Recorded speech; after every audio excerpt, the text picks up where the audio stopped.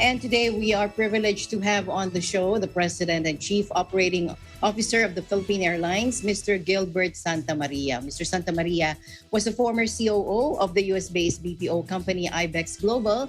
He has a master's in public and private management from the Yale University School of Management and a BS in electrical engineering from the University of the Philippines in Diliman. Now, Philippine Airlines has been in the business for 80 years and a long-revered company and a symbol of Filipino pride. Just like any other airline around the world, our national carrier is no exception to the impact of the pandemic. Now, to the common traveler, the filing of Chapter 11 bankruptcy is quite jolting news. Just to be clear with our viewers, Chapter 11 bankruptcy, also known as reorganization or rehabilitation bankruptcy, is different from liquidation bankruptcy, wherein the business must sell off its assets to pay the creditors. Chapter 11 gives the company opportunity to reorganize and to reemerge as a healthier business. Now, on that note, Mr. Santa Maria, welcome to the program. May I call you Gilbert? Please, good afternoon. Good afternoon, sir. I remember you telling me before that you prefer to be called Gilbert. Now, can you quickly run through us the effect of the pandemic on our national carrier, beginning with March 2020? March 2020, a number of different things happened. All our revenue disappeared the middle of March, and fuel prices collapsed, which means we were upside down on our hedges. So we ended up having a severe liquidity crunch, as well as a situation where we became essentially untenable, losing significant amounts of revenue, $2 billion in that particular year last year, and pretty much $2 billion relative to 2019 this year. So the pandemic has been a terrible force to contend with. That's true. But in spite of all the dreadful news we have been reading about businesses and economies, Philippine Airlines has mounted a recovery plan in response to the challenges of this pandemic. This is good news. We'd like to know more about PAL's recovery plan. Will schedules and frequencies be affected in domestic or international routes? And how will the restructuring affect passenger travel? Will it have an effect on employees as well? Please tell us more, Gilbert. Okay, so your description of Chapter 11, the Chapter 11 process was spot on. Chapter 11 refers to Chapter 11 of US Bankruptcy Code, which refers to reorganization of a company, as you say, reducing our debts and adjusting our contracts and our obligations in order to reflect future business that is quite different from the previous one. And our creditors will have a say in the plan. Right, that is very different from Chapter 7, which is a liquidation and the end of the enterprise. So we selected a Chapter 11 process in the US because it's widely recognized around the world, and most of our creditors, especially the ones who own the aircraft, are not in the Philippines. And so the US process was going to be transparent and easy for them to understand. Now, what does that mean? It means we will continue to operate while we are going through the process. I'm happy to report that last night we had our what we call second day hearings, and every single motion passed with no objection, including the debtor in possession financing motion, which opens up the financing that we had set up for this process completely, as well as all the other motions to continue doing business in due course, right, in a normal business as usual basis. And while we are not yet out of the Chapter 11 process, the judge did compliment us on how well organized our process was. And in fact, we will have no unsecured creditors committee, which is very unusual for a Chapter 11 process because our creditors are all alongside. And the judge was very complimentary and said it was the quickest hearing she'd ever had to preside over. So I'm very happy to report that we are marching along the process we set up. And we will continue operating, and passengers' tickets will be honored. And as soon as restrictions start to lift, when the pandemic starts to loosen its grip on the Philippines, then we will be able to fly more people back to their homes in the Philippines, in the region, and beyond. Mm-hmm. So will schedules and frequencies be affected in domestic or international routes? They've already been affected. They'll just get better as more capacity is put back in place as soon as the restrictions are lifted. So both the restrictions inside the Philippines, so we have interzonal restrictions. You can't even drive to Batangas without a PCR test, right? Much less fly to Mindanao. So when vaccinated people can travel with no restrictions, that will open up demand, that will increase demand, open capacity, drop prices, and be a general good thing for our economy and for our people. And the same dynamic will apply to the region as regional restrictions are lifted, and then beyond to the United States and Europe, etc. So there will be more, the schedules will open up, and there will be fewer disruptions other than for weather. What about your employees? What effect will it have, the restructuring plan, on your employees? Our employees are quite happy that the restructuring plan has proceeded as expected, and they are assured now of the continued survival of their employer, Philippine Airlines. Right, we completed our retrenchment as part of our restructuring plan before we filed, and so we did the work up front. That was completed in March. We don't anticipate adding more reductions unless, of course, things things go south and we have a resurgence of the pandemic. So we hope that doesn't happen. So Gilbert, can you tell me, if I were a frequent traveler, and will Philippine Airlines still honor my valid tickets, vouchers, my loyalty mileage, and refunds? Absolutely. Especially the refunds, right? If your refund has not yet been paid, more than a year after you applied, call us, contact us, reach out, right? Because that means there was a failure in our process, because we've almost completed all our refunds as far as our backlogs are concerned. When I hear that people haven't been paid refunds in over a year, I please step up, let us know, because that should no longer be happening. We've been clearing recent refunds caused by the typhoon and other very recent disruptions. So old refunds should no longer be out there. If they are, please, please, please allow us to fix that for you so you can fly again. There you go. And my next question is for the savvy Filipino traveler. The reduction in your aircraft fleet is also a matter of interest, as Philippine Airlines will delay the delivery of some Airbus planes. How will this affect the operations and keep you on track to recovery? A part of Philippine Airlines' problem in 2019, even with $3 billion in revenue, at that point, we were overfleeted. We had too many aircraft. And having too many aircraft means you have too many assets you need to pay for.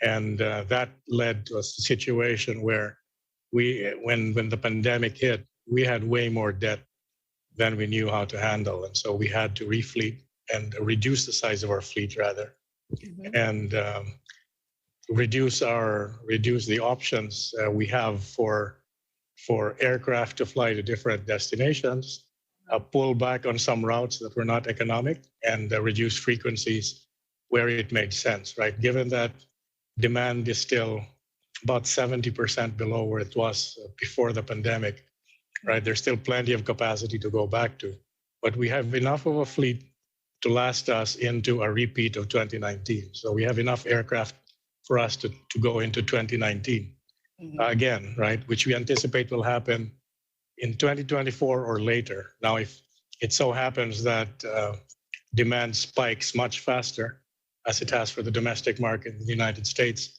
then we will be happy to rent used aircraft that are sitting in the deserts of the world right now, waiting for new owners to take them over. How long do you surmise before our aviation industry will return to normal? We will return to normal when the economy returns to normal. So we happen to be a leading indicator when they shut travel down in order to protect the economy from a pandemic. By definition, it drops our revenue to zero, right? And so once they reopen the economy, will also be a leading indicator for the recovery. And the recovery will really be in place when we're no longer worried about level alert 1, 2, 3, 4, MECQ, GCQ, L1Q. etc. That's true. In filing for Chapter 11, Philippine Airlines is repositioning itself for long-term growth and profitability. And the first good news from the U.S. Chapter 11 court was the approval of your motion to voluntarily restructure your finances. And the court approved your restructuring plan to reduce the company's obligations by $2 billion, as you said earlier, to help it recover from the pandemic. Please take us through some of the steps. Like the infusion of new obligations and equity funding to provide sufficient liquidity for the airline, and the additional financing from global investors to help you through post restructuring activities. Sure. Sure. The Chapter 11 process we entered into in a voluntary, prearranged basis, which means we negotiated with our creditors before we filed. And what that means is we agreed with the creditors new terms of our contracts with each independent individual creditor on a bilateral basis, and then collectively assured the creditors that while our level of business with them might drop, they will be assured of continuing to do business with us into the future. Therefore, they reduced our debt obligations by over $2 billion, as you had called out. And in return, in order for us to have the working capital to continue to operate, our shareholders had agreed to provide debtor in possession financing, which is the kind of financing that exists within a Chapter 11 process. Nobody will lend to a company that's bankrupt, right? And our shareholders had basically not only indicated willingness, they had actually, in a process where we talked to other investors, they indicated that they were willing to, take the lead. And so our debtor in possession financing was led entirely by our shareholders. And at the appropriate time when we exit the Chapter 11 process, some of that will be converted to equity, some of that will be converted to long-term debt. And then we will raise, as Philippine Airlines, once we exit, we will be back into the marketplace with a balance sheet now that banks can lend to, and we'll be in a position to approach other lenders for what we call exit financing that will help assure our creditors and shareholders of sufficient liquidity leading into the future. Earlier, you were talking about how the airline can recover as long as the restrictions, the lockdowns, border restrictions go back to normal. How is the airline, on that note, how is the airline coping with the frequent changes in quarantine, lockdowns, border restrictions? With as much agility as we can muster. So, what's interesting about Philippine Airlines, because it is the flag carrier, we are in very close touch with the government. We've been partnering with them since the beginning of the pandemic, when we started repatriating Filipinos home as early as the Diamond Princess in February of last year, and the first Filipino crewmen were stuck in a ship in Japan. We managed that repatriation. We managed the repatriation in and out of the Philippines of Filipinos and foreigners. Yes. We continue to do so. And we've been flying commercial routes. We've been flying the vaccines in. We've been flying supplies in. We've never stopped. So, we anticipate that the restrictions will continue to be in place. So one of our responses, for example, is we from ASEAN countries, we will fly to other airports than Manila because the restriction on arrival limits of 2,000 passengers is in Manila. So we will fly to Subic, Davao, Lawag, and General Santos has opened up. Zamboanga has opened up. And we will look at other airports that can take either our narrow bodies or our wide bodies and fly overseas foreign flights into those cities where the passengers can quarantine and follow the requisite quarantine regulations, after which we will take them to their final destinations in the Philippines. That way we open the country up some more without creating more stress in the Manila hospital environment, because part of the reason the restrictions are in place is to ensure we have the appropriate level of hospital capacity to deal with any surge. As the surge lifts, hopefully these restrictions will lift. and we will continue to fly wherever it is we need to fly to bring Filipinos home or bring Filipinos out. Mhm. Okay, so now these are the questions of a layperson on the street. How long will the rehab take, and is there a set estimate? We expect to exit the Chapter 11 formal process before the end of the year, but clearly that's up to the judge to determine. Mhm. Given the judge's comments last night that we were very organized and that she hadn't seen a DIP approval process with no objections, and the fact that we don't have an unsecured creditor committee, we see no major obstructions to actually completing the process before the end of this year. So this is very, very different than the old process that Philippine Airlines undertook in 1998 after the Asian crisis, when it took 7-8 years to exit rehabilitation. Mhm. And what are your projections? When will we have an uptick in numbers? Well, as long as we're allowed to fly more passengers from month into month, we should have an uptick. We are now entering what typically will be the peak period for travel in the Philippines, the so-called bear months. Mhm. And the challenge will be if you are a Filipino living overseas, like a place like the United States or the Middle East, you have 2 weeks of vacation that allows you to go home for Christmas and New Year, Mhm. but you have to spend 10 days in a hotel in quarantine. You probably will not travel. Yes. If that quarantine is reduced to 5 days, then you will, right? And so we anticipate an uptick. And we've been transforming our business even as we made the changes that we needed to make to our balance sheet. We've been changing our business as well. And we will have a very laser focus on delivering the right service to our passengers, because it's very clear to us our passengers are willing to pay for the service, Mhm. right? And we will make sure we will not forget the Filipino passenger, because without the Filipino passenger, we will not exist. That's true. So we will make sure that is done. That will lead us to profitability and a sustained future. That's true. I know you understand how invested Filipinos are in knowing the fate of PAL.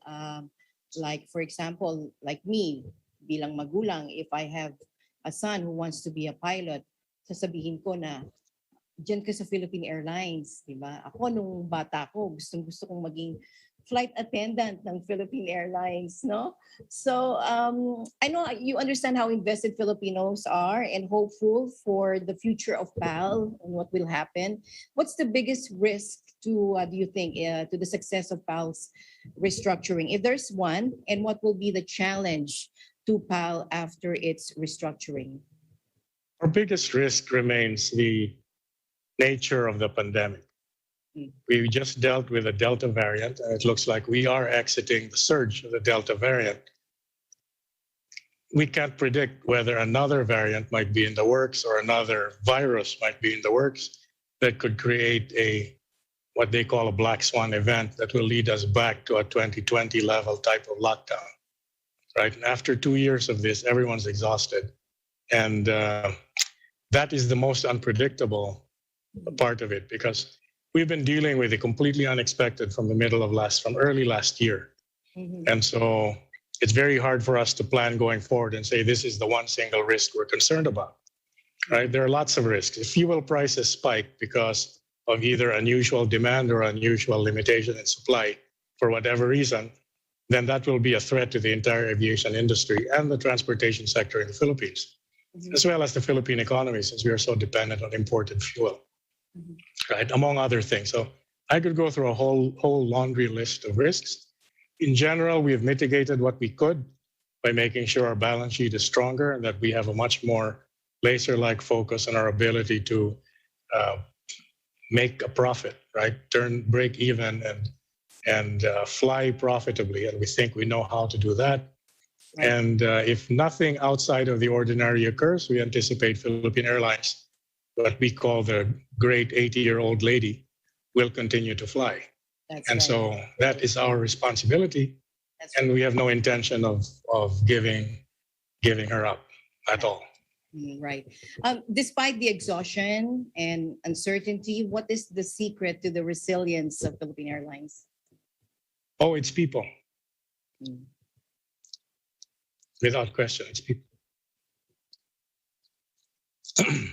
Now, Philippine Airlines have a kind of nice anecdote.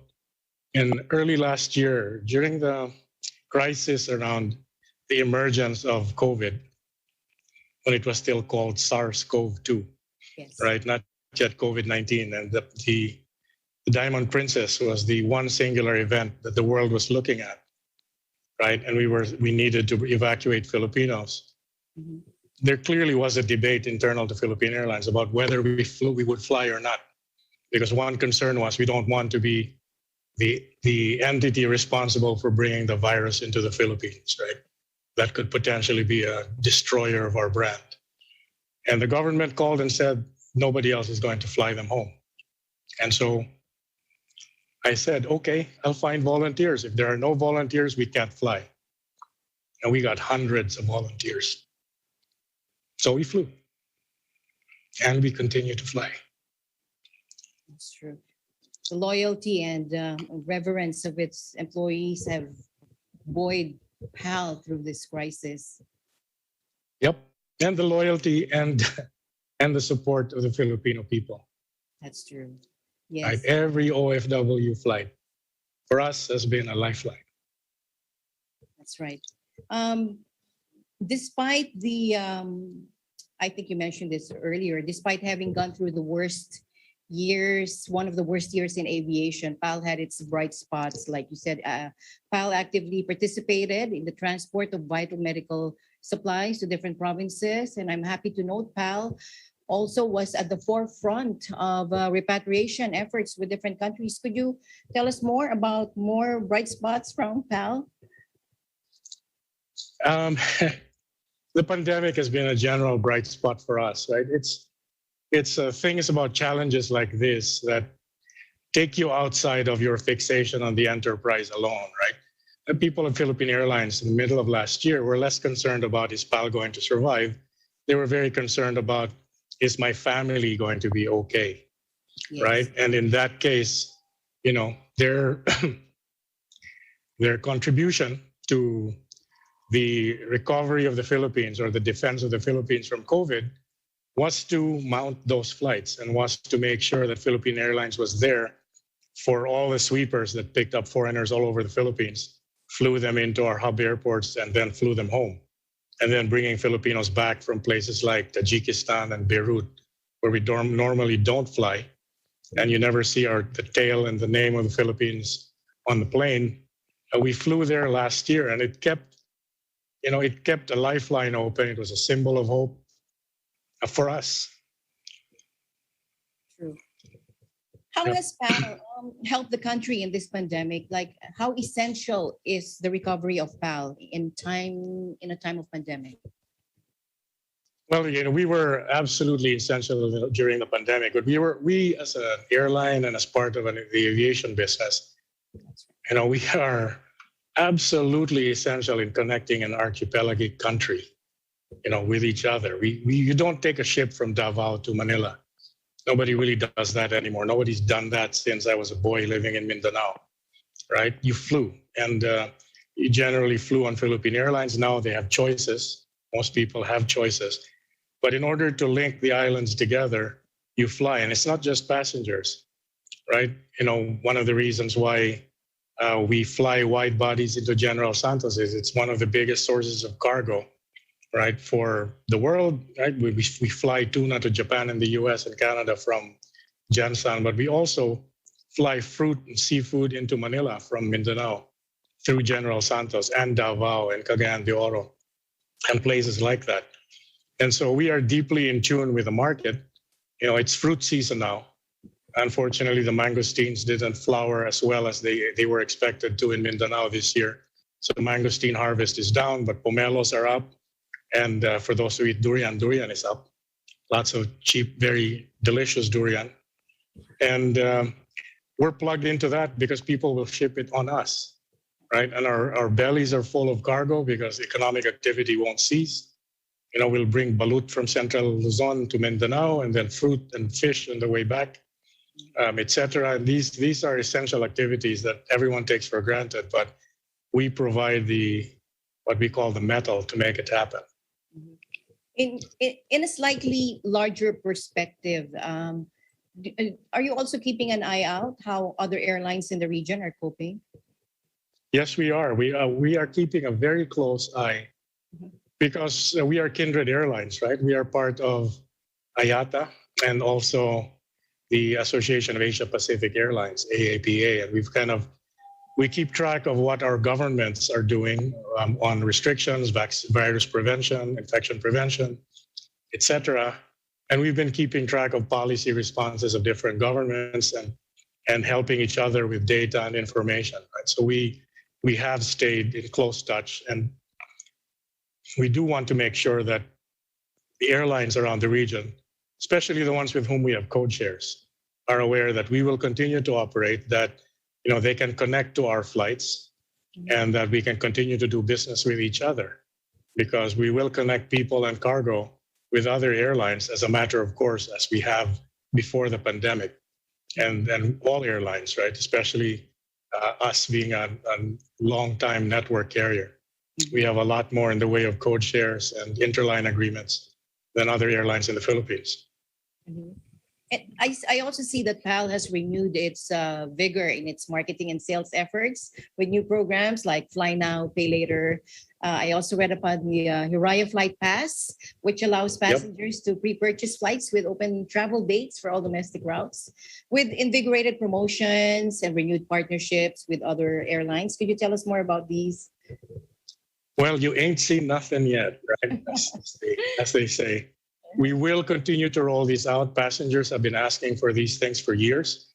The fact that there was a pandemic allowed us the time and the bandwidth to actually start making changes that were essential, not just to marketing programs, but actually to the infrastructure, the digital infrastructure that now underlies most enterprises in the Philippines even.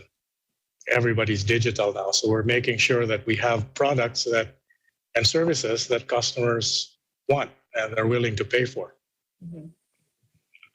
Seeing all these activities, promotions, and positive mindset in PAL, I'm really happy for the airline and how your plans are all coming together. Now, Gilbert, someone once told me that Philippine Airlines is built on the dreams of the Filipino to travel, to seek employment, to renew ties with a friend or a loved one, to come back to a familiar place. Simple dreams fulfilled with the means to fly. What is your message now to Filipinos who continue to look up to the national carrier and its efforts to restructure and to recover during these interesting and daunting times? Well, the dreams you described apply to me. I kind of had to go around the Philippines in the 1980s on Philippine Airlines flights. I grew up in Mindanao. I went to school in Manila, UP, and then I became an immigrant. I left also, and then, PAL took me to my dreams, right? I still remember my PAL flight when I moved to the U.S. over 30 years ago. So, and those memories are very evocative. And Filipinos have very different dreams now, perhaps, but we will still be here to serve the need for travel. And we will serve Filipinos first, because that's really who we are. That's in our identity. We're not going to be an airline that's a luxury carrier like some of the ones you will see, right? We're clearly not a low-cost carrier. We do care about your comfort, and we do care about ensuring that you reach your destination in reasonably good shape. But we will be around for the long term, right? As Asia's oldest airline. We're not the first necessarily, but the ones that went before us are gone already, right? We're still here after 80 years, and we intend to stay here for a while. That's true. Thank you for your time, Gilbert. I know you're a very busy man working on rebuilding the airline, a legacy to the Filipino people, and best wishes to Kapitan and to your team in this recovery effort. Thank you so much for your Thank you very much. Salamat. Thank you.